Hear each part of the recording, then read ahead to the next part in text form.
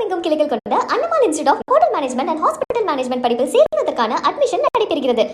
நாகர்கோவிலில் உள்ள செம்மங்குளம் 100 ஆண்டுகளுக்கு பிறகு 6.59 கோடி செலவில் புனரமைக்கப்பட்டு வருவதால் அப்பகுதி மக்கள் மகிழ்ச்சி தெரிவித்துள்ளனர்.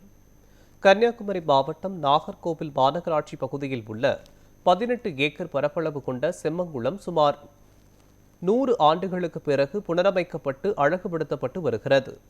6.59 கோடி ரூபாய் மதிப்பில் நடைபெறும் இந்த திட்டத்தின் மூலம் குளத்தில் இருந்த ஆகாய தாமரைகள் மற்றும் கழிவுநீர் அகற்றப்பட்டு நிலத்தடி வடிகால் அமைப்பும் மேம்படுத்தப்பட்டுள்ளது. மேலும் பொதுமக்கள் பயன்பாட்டிற்கான பொழுதுபோக்கு இடமாக மாற்றும் பணிகளும் முழுவீச்சில் நடைபெற்று வருகின்றன.